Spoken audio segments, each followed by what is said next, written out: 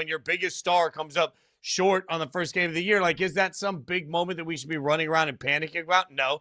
I mean, certainly the Yankees still kicked the snot out of San Francisco. So Yankees fans should rejoice that your best player goes 0 for 4. The guy that we're going to lean on a lot this year, if you're looking at Yankees expectations, they're going to be tied squarely to Aaron Judge.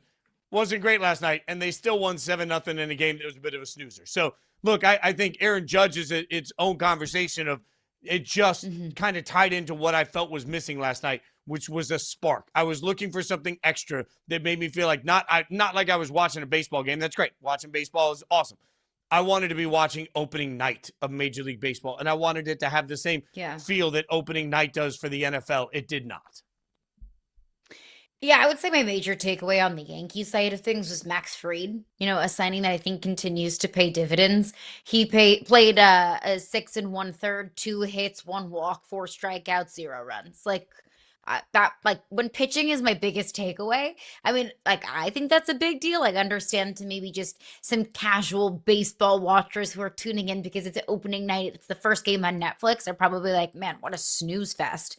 But that was my biggest takeaway, and I don't think that's necessarily a loss for the Yankees. But I don't also think that that's necessarily a win. And to your point, I don't know what it was. It just didn't feel like the season opener. And I don't know if it was because it was as at night.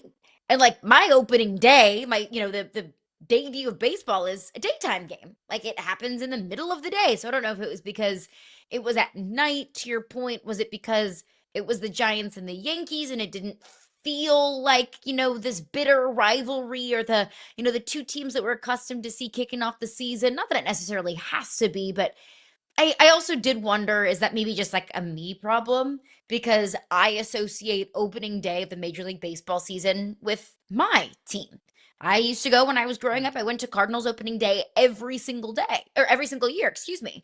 And so that was, the Clydesdales going around Busch Stadium and the Cardinals Hall of Famers wearing their red jackets and, parading around the stadium, driving around in convertible Mustangs. And like that is opening day to me because I have such a strong connection, such a strong tie to one individual team that if it's not my team's opening day, if it's not my team's opening day traditions, then maybe it just doesn't feel the same. So I'm like, maybe that's just a me problem, but it just didn't feel like, opening day in baseball normally gives me this overwhelming sense of nostalgia, but also hope and excitement. And it's getting warm outside and the sun's out and the grass is green and the place is packed. And for just one day only, everyone feels like their team can win the World Series.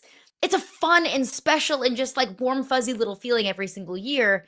I don't think I got that from that game last night. I do think I'll get that from the games today.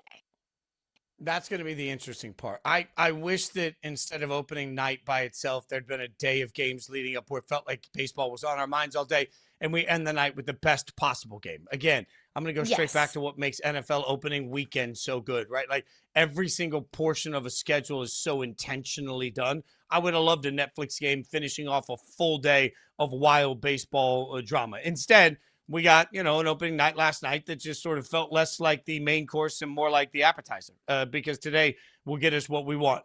Your level of concern for Aaron Judge, it seems, is pretty small. What's our level of concern for the Giants side of this? They lose 7-0, but more importantly here, they have a new manager, Tony Vitello, this is really unique. And for anyone that hasn't kept up with this, we're talking about somebody that never played in the bigs, never coached in the bigs, has absolutely zero time around Major League Baseball, but was a wildly successful college baseball coach. So he comes from Tennessee straight over to San Francisco. No proof of concept, something like this. What do you make of the odds of Vitello being a success story for Major League Baseball? I will, before I answer that question, go back to your initial question about Aaron Judge. My concern isn't small. Like coming off of the WBC, coming off of some of, Aaron Judge's shortcomings in the postseason. And I know opening day is not the postseason. It's not like the biggest game that Aaron Judge can play in, but it's still a nationally televised broadcast with a huge audience in a standalone window when Aaron Judge struck out 4 times.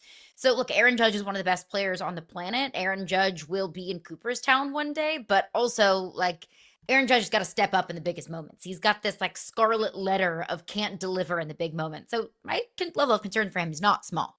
But to answer your question about Tony Vitello, I think this is a fascinating experiment. The Giants are really experimenting with their front office. Buster Posey, legendary Giants catcher for a long, long time, he's serving as their general manager. That's kind of an outside of the box, different approach to the leader of your front office. And obviously, bringing in Tony Vitello, no Major League Baseball coach has ever been elevated from the college ranks without any previous Major League Baseball experience. Tony Vitello is also fairly young. He's in his early to mid 40s. Just everything about this is different and it's an experiment. And that doesn't mean that it's going to fail. That doesn't mean that Tony Vitello can't find as much success in Major League Baseball as he did in the college level at Tennessee, bringing Tennessee its first College World Series championship ever in program history, bringing that program up from the dead. It was largely such an afterthought for basically the entirety of its existence. Now Tennessee is at the forefront of college baseball conversation. It's because of Tony Vitello. Last night, if last night is any indication of how the season's going to go, maybe not a great start for Tony Vitello.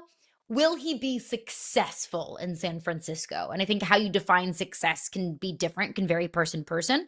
I'll define success by a championship because I think that's kind of what Giants fans expect and hope, at least from a new manager, is a World Series. Sure, I mean, like maybe time will tell, but I think getting off to a hot start and getting buy-in from the entirety of his team. Because the difference between college baseball and Major League Baseball, and maybe a hurdle that Tony Vitello may experience, is when he was at Tennessee, he picked his players, and his players picked him. He could handpick players, whether it was out of the transfer portal or out of high school. He could find players that fit his system, find players that fit into his culture. Tony Vitello is kind of a kooky dude. Like, he's kind of quirky. He's got a different kind of personality, not in a bad way, but he's just different. So not everybody vibes with that. So when you committed to play for Tony Vitello at Tennessee, you knew what you were buying into. He picked his players. In Major League Baseball, you got to work with what you got. Your general manager is giving you the roster. And of course, Tony Vitello will have say in the roster, but he has to work with the players that he is given. How does Tony Vitello's maybe different approach or quirky personality mesh with that? That's what I want to see this season.